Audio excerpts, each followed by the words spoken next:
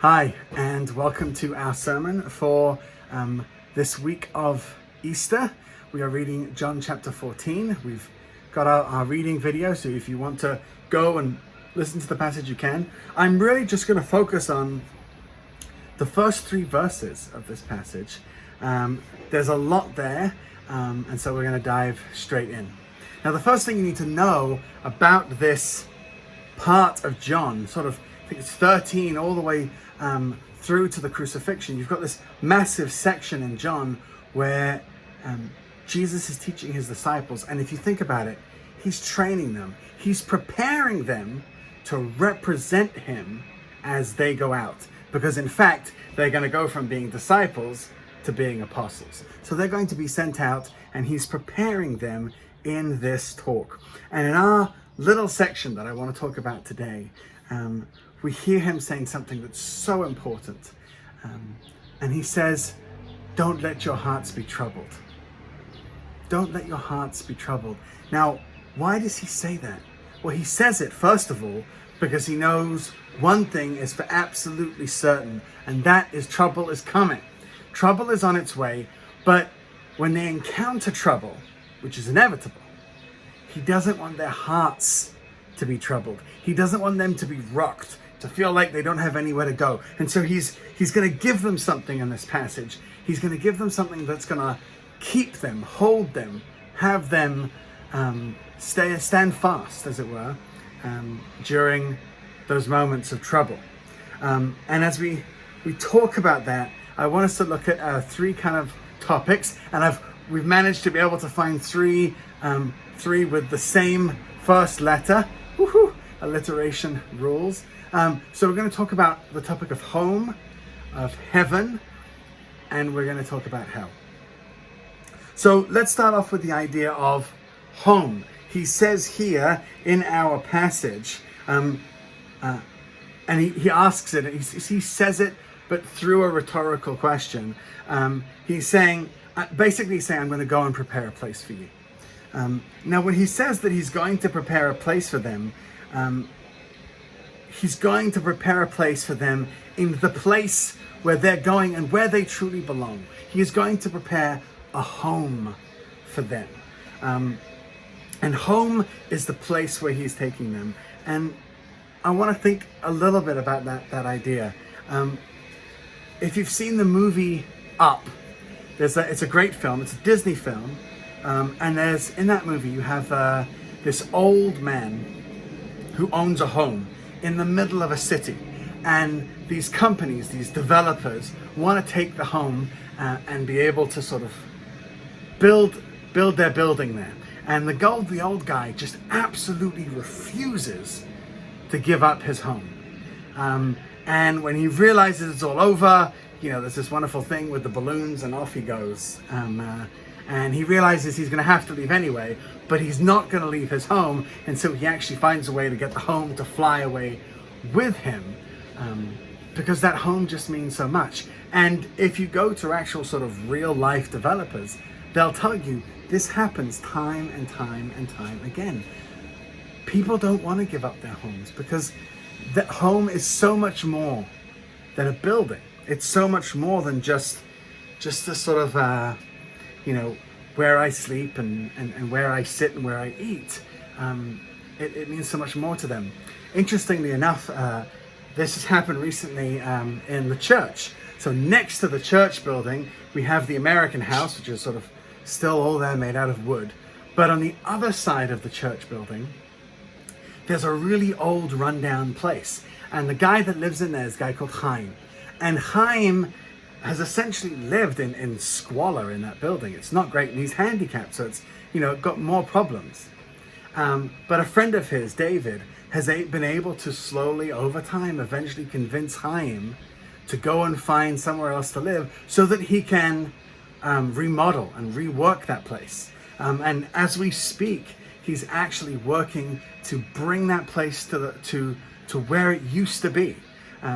About 100 years ago. He wants it to look the way that it looked when it was the Americans that first built it. He wants it to look as beautiful as that, and the city have given him the permission to do the restoration, and so he's working on it right now. And if we get back to the church in a couple of weeks, and we're all allowed to sort of be together, then you'll see there's some scaffolding on the church grounds up against that side of the building so that they can do that restoration work. But for Chaim to leave it was so hard. He didn't want to go out, even though he was living in sort of a dump, essentially. He didn't want to go. Why? Because that's his home. And you don't want to leave your home. You know, this idea of home and being without a home, it's not just sort of an idea or something that comes up in the Bible.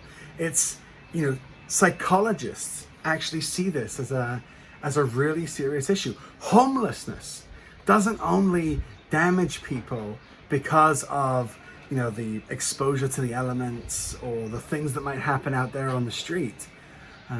But it's a psychological issue, not having a home, not having a place where you fit, where you belong. And that's really the essence of home.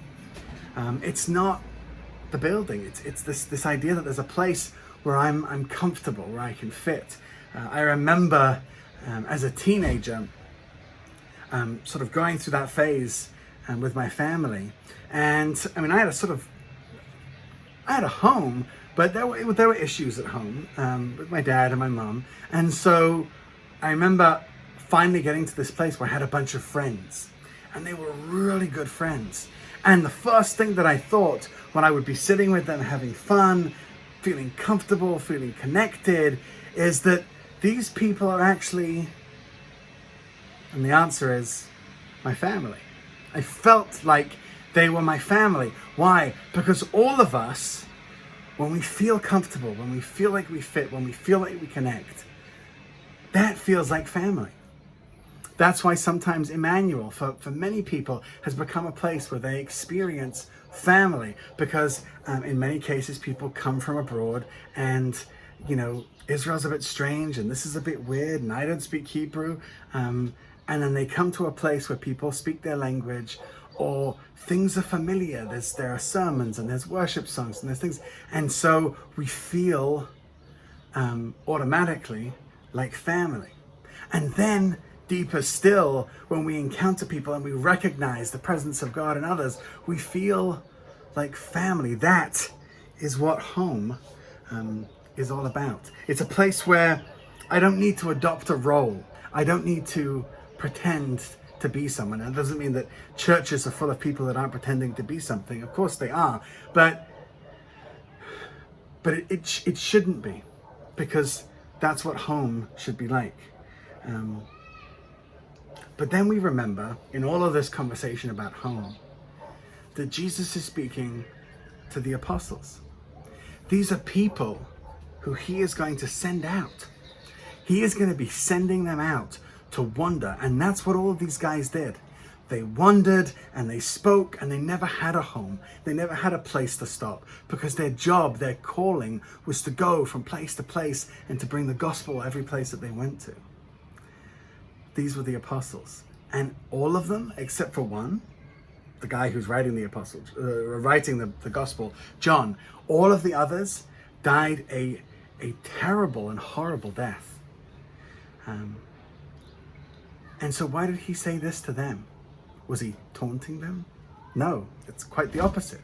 He was telling them, I go to prepare a place for you, so that they would know that a home is waiting for them. That their real home, the place where they will feel comfortable and they will fit in and they will belong.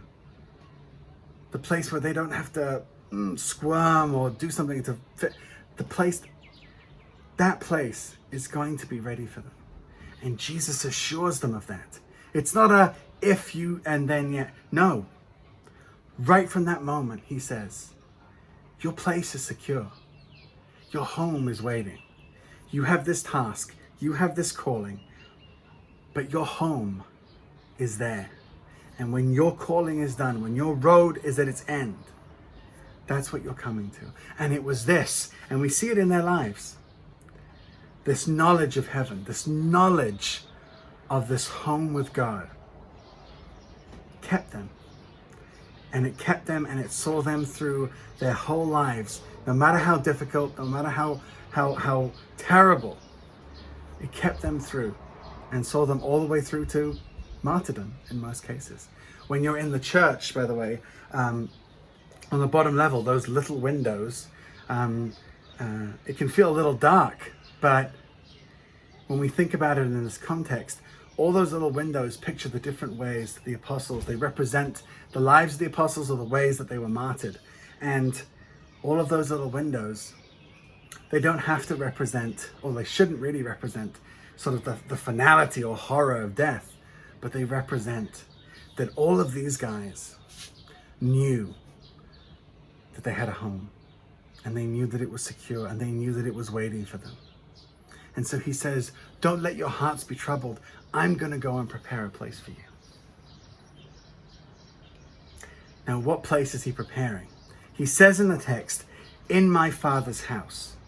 Now, the place where the Father is, the place where God dwells, is also known as heaven.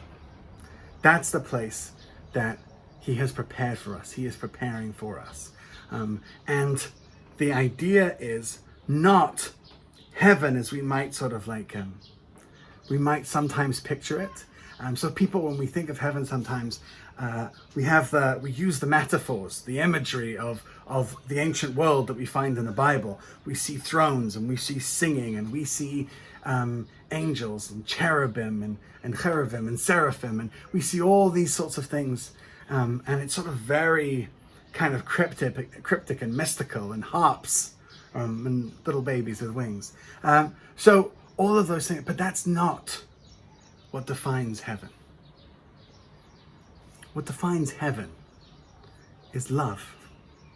What defines heaven is who is there, and that is the Father, the Son, and the Spirit. What defines heaven is the Trinity, three persons in one God, living in this community of love, constant love, eternal love. Every action, every breath, every moment is filled, imbued with this energy of love. That is what heaven is. And that's why when he says, I'm going to prepare a place for you so that you can be with me, we will be there together. The point of coming into heaven is to coming into a place with love. And that's why this verse is often read at funerals. Because what it's doing is trying to remind us that after death, we come to a place that is home, the place where we belong, and to a place full of love, where we will be with God and with all those that love him. That's why this verse doesn't just remove trouble or the feeling of I'm having a bad day. This verse removes the very fear of death. Now, I thankfully have not encountered a lot of death in my ministry. I'm sure Bob has encountered a lot more because he has so much more experience. But when we encounter it, when we experience it, when we see it happen to others, it's these verses that we come back to, not because we're trying to sort of, make ourselves feel better, no, but because they remind us of what the real world is. And when we understand our reality as Jesus is trying to describe it to us, our hearts change, and our pain of loss doesn't, but our understanding of where we are going and what it means changes. Because death isn't a place of fear for those who love Jesus. Death, and it's not a friend either. Just because we go from this life, many people feel when they encounter death, they feel like, oh, hang on a second, I'm going to go from this light into darkness. But it's not like that at all. For us, it is to go from this shadow into true light. That's what death is. We go from this shadowy existence into the true light, into true life. You know, Dwight Moody was a very famous evangelist and set up a Bible school in Chicago and everything. And as he came close to his death, he told the local newspaper, he said, soon enough in the newspaper, it will read, Dwight Moody is dead. But he said, don't believe it for an instant, because I will be more alive than I ever have been. Do you believe that? Do you know that? When you think of death, when you think of the end of your life, when you think of that which is coming to all of us, is that how you experience it? Because that's what it is. When a Christian, when a believer in Jesus looks at death, we're not supposed to see a friend, ooh, yay, I get to die. And we're not supposed to see terror. But when we see it, what we're actually seeing is an enemy.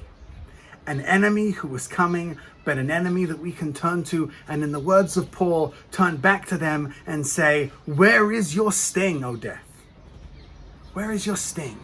Where is the fear that's supposed to come with death? I don't feel it. It's not here, because I know that death may do everything he wants to me. And at the end of it, I will only end up stronger.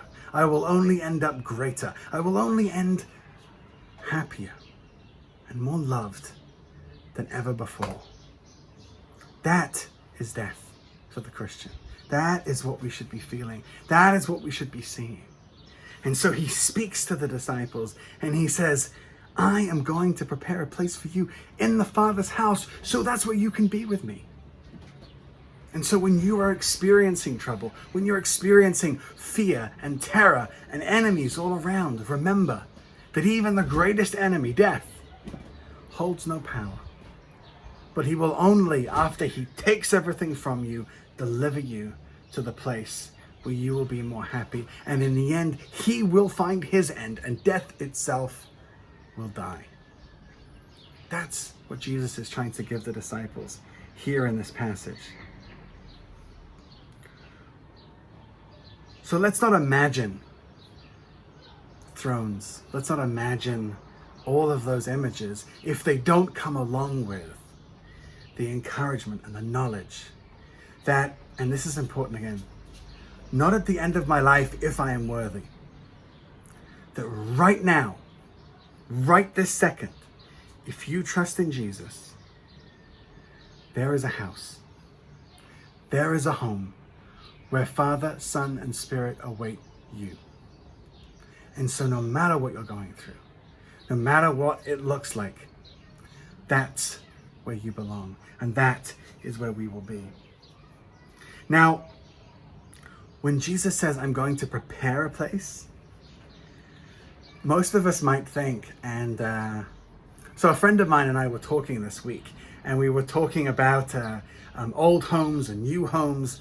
And as we were talking, this friend mentioned that she loves fixer-upper programs. There's actually a program called Fixer-Upper, where people go into sort of these old homes and they completely renew them and fix them up and they make them look, beautiful, things that people love. And there's lots of these shows. Fixer-Upper is just one of them. But it's interesting because I thought of it when preparing the sermon, because I realized that when I thought about Jesus going to prepare a home for me, I kind of thought Jesus went off to his own episode of Fixer Upper. That he sort of went there and he was sort of like looking at me and thinking about me and my life, and then looking at the house that he was preparing, instead of sort of remodeling the kitchen and things. But obviously that's not what he's saying. And it kind of helps us understand Thomas's question. Because Jesus says, I'm going to go and prepare a house for you. What he means, what he's referring to, is death. What Jesus is referring to is the cross. When he says, I'm going to go and prepare a house for you, it means he is going to go and pay the price. And the only price for our house is death. And if I can picture it more into the context of this, it is exile. Jesus speaks to the apostles, is encouraging them for their life of wandering and trial and difficulty. But if you think about it, his entire life and time, Jesus has lived this life of exile. He says, foxes may have holes, but there is nowhere for the Son of Man to lay his head. He has lived this life of exile, and he is about to go to the cross and not then sort of joyously be reunited with the Father, but there on the cross say, God, my God, why have you forsaken me? He experiences exile. He goes and pays hell for what we have to experience. And that's the payment. That is what is happening. You know, Adam and Eve back in the garden, when they ate the fruit, the punishment that they received was exile. They were pushed out. And we are all pushed out of the garden of heaven, of the place where God dwells, so that being outside, we experience the justice, the reality of what it means to be in spiritual separation from God, by being physically separated as well. But when Jesus goes to the cross, what he does is he experiences exile so that we can experience home again, so that we can finally be in that place with him forever. So brothers and sisters, I want to ask you, read this, read it again, go back in your own Bibles. Hear the promise that your hearts need not be troubled. And when Thomas asks the question, because Jesus says, I'm going to go that way and you know the way, and Thomas says, well, we don't know the way, what are you talking about? What Jesus is saying to Thomas is, you do know the way. You will know the way to the cross. You will know the way of suffering. You will know the way of exile. You will know the way of suffering. But in your hearts, don't be troubled, because in your hearts you should know home. And you should be experiencing heaven. And know that from this moment, throughout your life and beyond death into eternity, you have home. And you have love. And you have the Father and the Son and the Spirit with you now and waiting to be with you completely and for eternity. Amen.